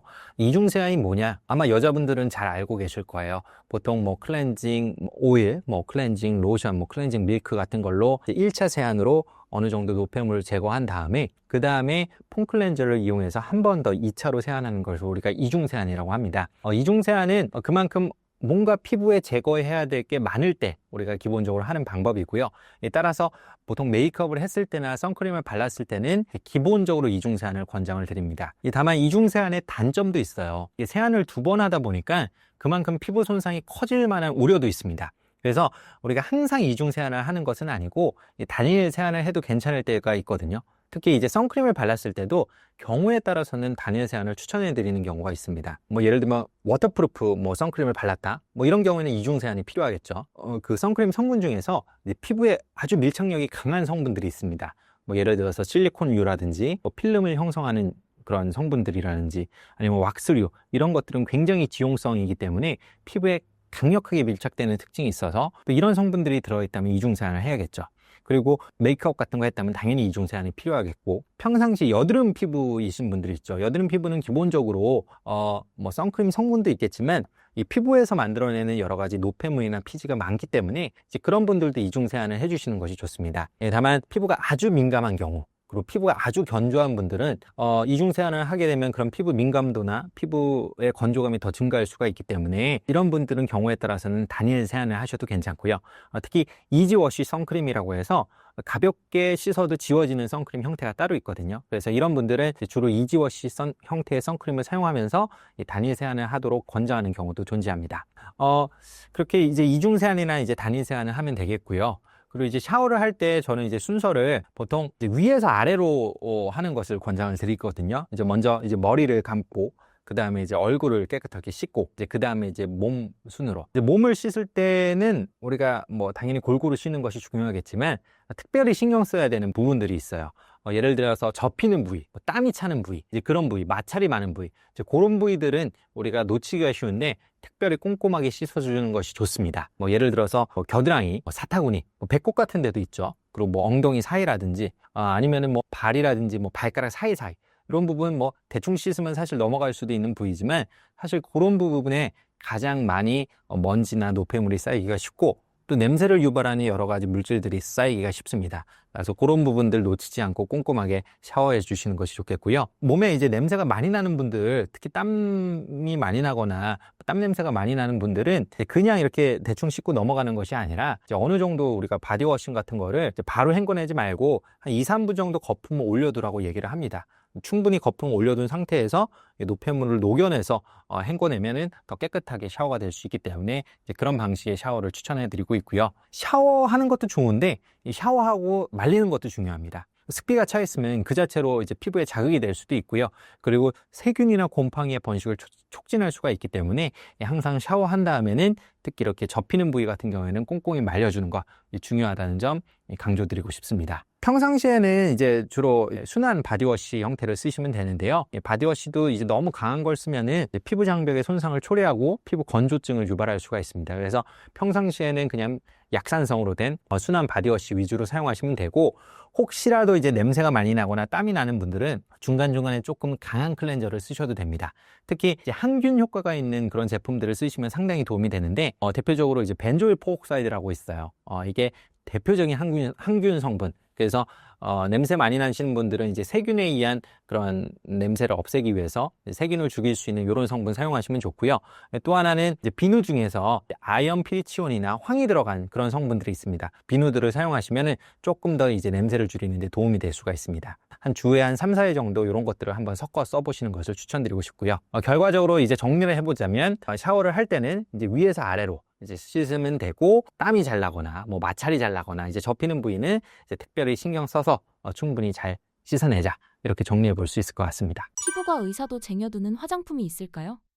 이 화장품 또 질문이 나오면은 참 제가 좀 이렇게 답변해 드리기가 조금 애매한 부분이 있는데, 혹시라도 이제 제가 잘못 설명을 드리면 너무 광고하는 걸로 비춰질까봐 제가 좀 조심스러운 부분이 있습니다. 뭐 모든 제품은 아니겠지만 그래도 제가 좀 성분 위주로 이제 누구에게나 익숙한 제품 위주로 조금 추천을 드려보도록 할게요. 딱 이제 첫 번째로 떠오르는 게 마데카솔이 있습니다. 요새 되게 뭐랄까 많은 분들이 관심을 갖고 있는 것 같아요. 한간에는 마데카솔을 바르면 피부가 좋아진다, 마데카솔이 피부 노화에 아주 도움이 된다, 뭐 이런 소문들도 돌고 있는 것 같은데, 조금 이에 대해서 이해를 하기 위해서는 이 마데카솔의 성분에 대해서 좀 언급할 필요가 있습니다. 이 마데카솔의 성분은 이제 병풀인데요. 우리가 시카라고도 부르는 병풀인데, 이 병풀에서 추출한 추출물이 여러 종류가 있습니다. 뭐 마데카소사이드, 마데카시 엑시드, 아시아티코사이드, 아시아틱 엑시드, 요 네 가지가 대표적인 핵심 병풀 추출물인데, 이 중에서 이 마데카소사이드를 제외한 나머지 3개 성분을 합해서 또 센텔라 정량 추출물이라고 부르거든요. 이 센텔라 정량 추출물이 바로 마데카솔의 주성분이라고 보시면 됩니다. 근데 이게 왜 중요하냐? 얘네들이 이제 피부에 적용이 됐을 때 피부에 하는 역할들이 여러 가지가 있어요. 콜라겐 합성을 촉진하고요, 항균 효과 있고요, 항바이러스 효과 있고요, 그리고 항산화 효과도 있고, 뭐 이외에도 여러 가지 효과들이 있다고 의학적으로 잘 밝혀져 있습니다. 어떤 연구에서는 실제로 이 성분을 피부에 발랐더니 피부 주름을 해결하는 데도 도움이 되더라, 이런 연구 결과도 있고요. 자, 그러다 보니 이러한 근거에 비춰볼 때 마데카솔을 바르면 뭐 피부가 좋아진다, 뭐 피부 노화에 도움이 된다, 이런 소문이 퍼진 것도 사실은 뭐 일리가 있는 말이죠. 다만 우리가 생각해 봐야 될 게 마데카솔은 사실 이 화장품은 아니거든요. 이제 마데카솔은 의약품이기 때문에 오히려 이제 화장품 용도로 잘못 사용하게 되면 여러 가지 문제를 일으킬 수도 있습니다. 뭐 알러지 반응에 대한 보고도 있고요. 그리고 또 마데카솔에는 여러 가지 또 라인업들이 있는데 라인업에 따라서 좀 성분 차이가 있기 때문에 또 피부에 해로운 영향을 미칠 수도 있고요. 그래서 우리가 일상용으로 사용하기에는 이런 성분들이 들어간 이제 화장품을 쓰시면 좋겠고요. 대표적으로는 이제 마데카 2일 크림이라고 해가지고 마데카솔을 만든 그 회사에서 애초에 이런 성분들을 화장품용으로 개발한 제품들이 있습니다. 그래서 이런 라인업을 한번 사용해 보셔도 괜찮을 것 같습니다. 이제 두 번째로 또 제가 이제 추천하고 싶은 제품은 아마 이것도 다들 아실 거예요. 리들샷. 워낙 유명한 제품이죠. 거의 뭐 다이소를 한 번 더 유명하게 만든 제품이 바로 리들샷인데, 리들샷이 뭐냐? 리들샷을 발라보신 분들은 아시겠지만 이렇게 발라보면은 약간 거칠거칠합니다. 뭐가 약간 알갱이 같은 게 들어있어요.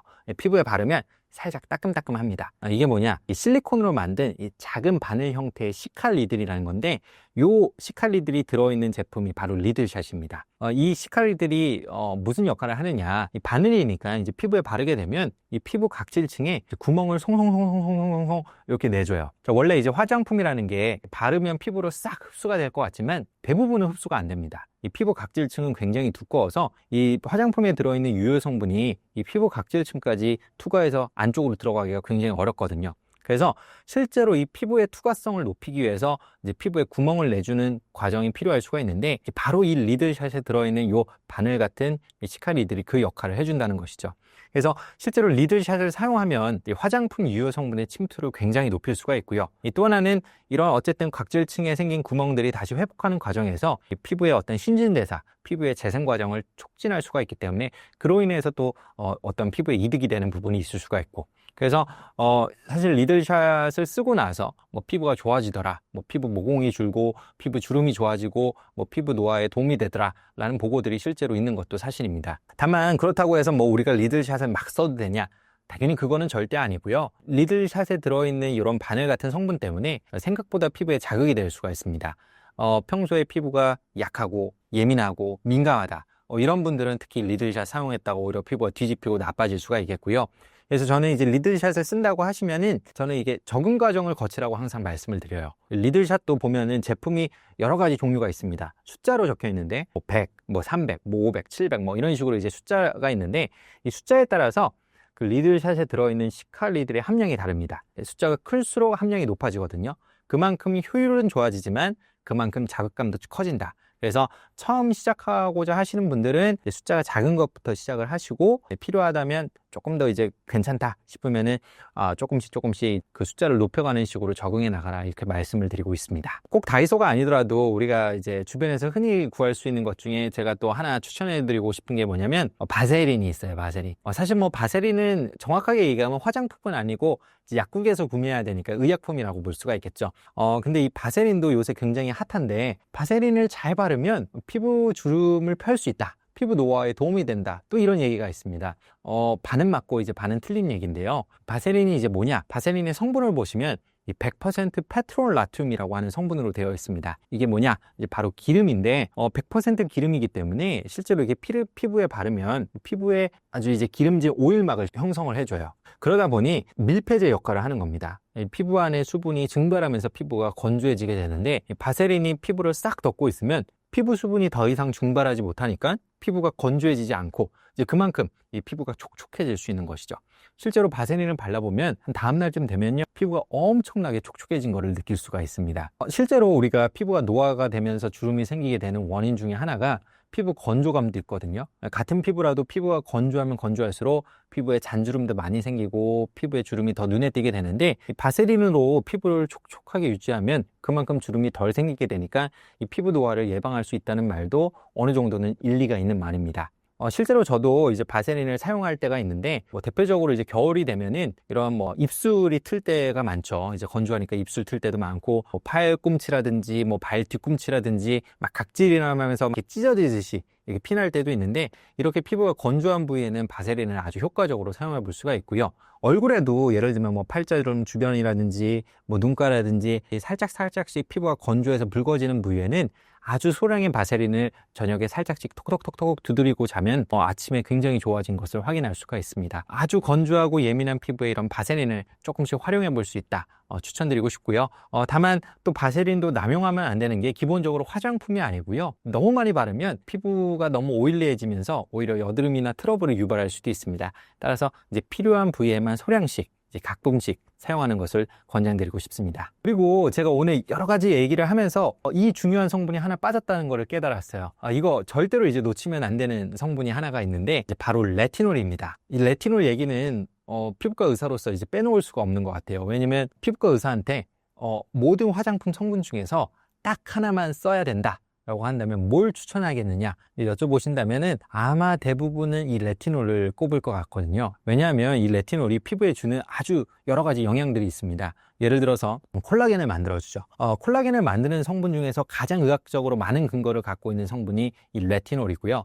또 하나는 이 각질의 턴오버를 촉진을 합니다. 얼굴에 각질이 쌓이지 않도록 피부를 맨들맨들하게 유지하는 데 이제 도움을 되고, 이 각질의 어떤 턴오버가 촉진되기 때문에 피부의 재생 과정이 전반적으로 촉진되면서 피부가 건강해질 수가 있겠죠.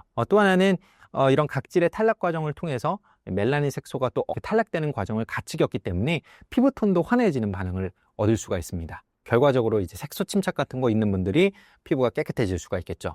그래서 이런 레티놀이 가지는 여러 가지 피부에 긍정적인 효과 때문에 레티놀 사용을 꼭 추천을 드리고 싶은데요. 다만 조금 문제가 있을 수가 있어요. 왜냐면 너무 좋은 성분이지만 생각보다는 자극감이 좀 있는 성분입니다.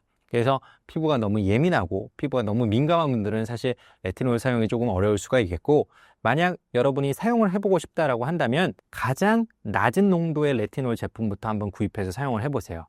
처음 써보고 만약 괜찮다 싶으면은 조금씩 이제 농도를 고농도로 올려나가면 되겠고요. 처음에 매일 쓰기보다는 처음에는 이틀에 한 번, 3일에 한 번 정도 쓰다가 괜찮으면 또 매일 쓰는 식으로 이렇게 빈도를 늘려가는 것도 좋습니다. 보통 한 달 정도의 적응 기간을 거쳐서 사용하시면 좋을 것 같고요. 주로 저녁에 이제 한번 사용하시면 되겠습니다. 이 레티놀 제품은 사실 굉장히 모든 회사마다 다 레티놀 제품을 만들기 때문에 어떤 특정 제품을 추천하기는 좀 어려울 수 있는데, 다이소 같은 데 가시면 사실 5,000원 정도에도 판매되고 있는 레티놀 세럼이 있거든요. 그래서 처음 사용해 보시는 분들은 처음부터 너무 비싼 제품, 사실 레티놀을 사용했는데 생각보다 피부에 자극이 될 수도 있고 생각보다 피부에 안 맞을 수도 있잖아요. 그래서 처음부터 너무 고가의 레티놀 제품을 사서 쓰시기보다는 일단은 저렴한 제품으로 한번 사서 테스트를 해보시고 괜찮으면 조금 더 좋은 이제 고가의 제품으로 넘어가시는 것도 방법이 될 수 있겠습니다. 명품 화장품보다 좋은 약국 연고는 어떤 것이 있을까요? 그리고 요새 이제 약국 연고에 대해서도 많이 여쭤보시는데요. 되게 재밌는 게 요새 이제 병원에 이제 외국인 분들도 이제 한국에 많이 오셔서 시술을 받으시는데, 이 외국인 분들이랑 상담을 하면은 꼭 여쭤보시는 게 있어요. 바로 뭐냐? 약국 연고를 추천해 달라. 이게 외국에서도 굉장히 유명해진 게 이제 K 약국템이라고 해가지고 한국에만 오면은 그 약국에서 파는 그런 약국템들을 싹쓸이해서 가져가신대요. 이제 그만큼 이제 한국에서 판매되고 있는 여러 가지 이런 약국에 있는 의약품들이 굉장히 피부에 도움이 된다는 것이겠죠. 실제로 제가 추천해드리고 싶은 제품들이 몇 가지가 있는데, 첫 번째로는 비판텐 크림입니다. 비판텐 크림은 아마 이제 아기들을 키워보신 분들이라면 다 아실 텐데요. 보통 이제 아기들 이제 기저귀에 발진 생겼을 때, 기저귀 발진 생겼을 때 그때 바르는 연고가 바로 비판텐 연고죠. 사실 기저귀 발진에만 사용할 수 있는 것은 아니고요. 여러 가지 이제 피부 문제에 이 비판텐 연고를 활용해 볼 수가 있는데, 주 성분은 이 덱스판테놀이라고 부르는 성분입니다. 이 성분이 피부로 흡수가 되면 이 판토텐산이라고 부르는 비타민 B5로 전환이 되고요.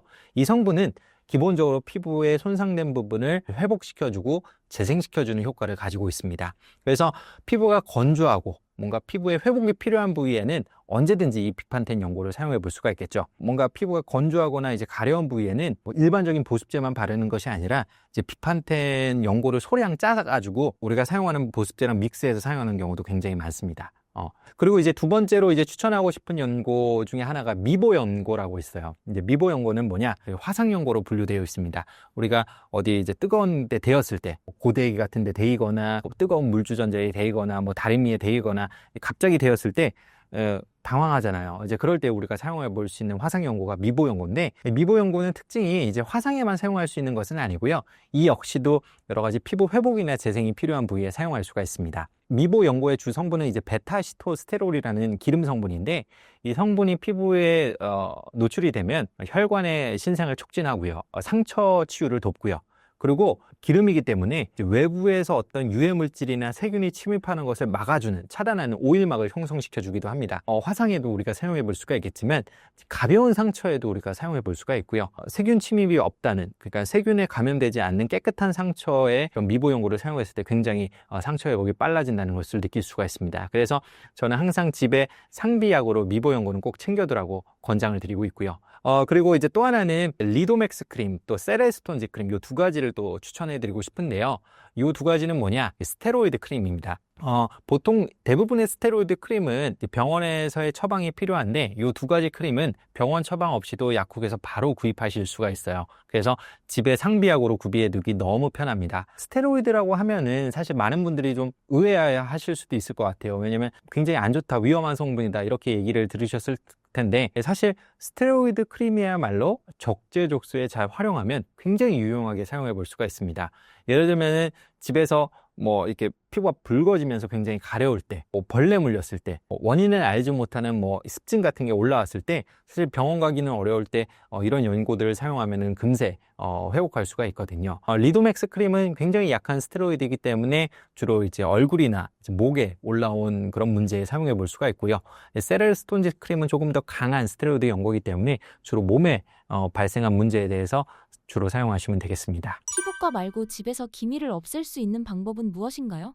기미 때문에 고민이신 분들 많으시죠? 피부과에 찾아오시는 분들의 절반 이상은 정말 기미 고민 때문에 찾아오시는 것 같습니다. 하지만 병원에 못 오시는 분들이 더 많은 것 같아요. 뭐 누구나 병원에서 치료를 받을 수 있는 것은 아니고, 또 비용적인 부담도 있고, 또 시간적인 제약도 있는 분들은 사실 집에서 어떻게든 기미를 치료하고 싶어 하실 텐데요. 제가 집에서 기미 관리를 할 때 꼭 강조드리고 싶은 두 가지를 말씀드리도록 할게요. 첫 번째는 한 번 생긴 기미는 사실 치료하기가 굉장히 어렵습니다. 그래서 기미는 처음부터 예방을 하거나 처음부터 심해지지 않도록 잘 관리하는 것이 중요합니다. 그래서 기미 악화인자를 피하셔야 하는데요. 자외선, 가장 유명한 기미의 원인이죠. 그래서 평소에 자외선을 차단할 수 있도록 선크림 열심히 바르는 거 기본이고요. 자, 두 번째로는, 이거는 잘 모르실 텐데, 피부의 마찰을 줄여야 됩니다. 피부를 박박 문대거나 피부를 자극하는 것만으로도 기미는 심해질 수가 있거든요. 그래서 기미 있으신 분들은 피부를 항상 부드럽게 관리해 주는 거 꼭 신경 써주셔야 하고요. 그 다음에 먹는 약에 의해서도 기미가 나빠질 수가 있습니다. 대표적으로 피임약이 있어요. 피임약 드시는 분들은 기미 나빠질 수 있다는 사실 꼭 명심하시고요. 또 하나는 이제 스트레스만 많이 받아도 사실 기미가 심해질 수 있습니다. 기미 때문에도 스트레스지만, 스트레스를 받으면 또 기미가 심해지기 때문에 기미 있으신 분들은 너무 기미에 연연하지 않도록 마음 관리를 하시는 것도 중요합니다. 이미 생긴 기미에 대해서는 그럼 집에서 어떻게 관리할 수가 있느냐? 이미 생긴 기미에 대해서는 이 기미 연고를 일단 사용해 볼 수가 있는데요. 기미를 개선한다고 알려진 몇 가지 성분들이 있습니다. 그중 가장 유명한 것은 이제 하이드로퀴논, 대표적인 미백 성분인데, 기미를 생성하는 과정, 이 멜라닌 색소 생성 과정에서 가장 중요한 티로시나제라는 효소가 있는데, 이 효소를 직접적으로 억제해 주는 것이 하이드로퀴논입니다. 그래서 하이드로퀴논이 들어간 여러 가지 연고들을 우리가 약국에서 구입할 수가 있는데요. 뭐 대표적으로는 이제 도미나크림은 하이드로퀴논 4%가 들어가 있고요. 또 멜라토닌 크림은 하이드로퀴논 2%가 들어가 있습니다. 처음 사용하실 때는 농도가 낮은 것부터 사용하시는 것을 권장드리고 싶습니다. 생각보다 자극감이 있을 수 있기 때문에 이제 무리해서 사용하기보다는 저농도에서 시작해서 천천히 적응해 나가는 것을 권장드리고 싶고요. 가장 효과가 강력한 기미 연고를 찾는다라고 하신다면 이제 멜라논 크림이 있어요. 멜라논 크림은 이제 하이드로퀴논 5%가 포함되어 있고, 그 외에도 티노인과 이 하이드로콜티존이라는 성분이 추가적으로 들어 있습니다. 여러 가지 성분이 들어있기 때문에, 그리고 농도도 높기 때문에 이제 그만큼 기미 치료 효과가 가장 강력하다고 알려져 있고요. 대신 이 연고는 이제 병원의 처방이 필요합니다. 원하신다면 이제 병원에 내원하셔서 처방을 받아 약국에서 구입하셔서 사용해 보시면 되겠습니다. 마지막으로 신사임당 구독자분들께 한 말씀 부탁드립니다. 오늘 여러 가지 이야기를 나눠보았는데요. 집에서도 여러 가지 관리를 할 수 있고 또 집에서도 유용하게 활용해 볼 수 있는 생활 꿀팁을 위주로 소개해 드리려고 노력을 했습니다. 오늘 제가 말씀드린 내용이 여러분의 피부에 긍정적인 영향을 미칠 수 있도록 많은 도움이 되었으면 좋겠고요. 혹시라도 궁금한 점이 있다거나 혹시라도 피부 관리에 대해서 조금 더 알고 싶은 부분이 있다면 댓글로 남겨주시거나 혹은 제가 제 유튜브 채널에서 여러 가지 의학적인 정보들, 많은 꿀팁들을 제공해 드리고 있으니 제 유튜브에 오셔서 한번 구경해 보셔도 좋을 것 같습니다. 오늘 너무나 즐거운 시간이었고 다음에도 또 유익한 피부 관련 정보로 찾아뵙도록 하겠습니다. 감사합니다.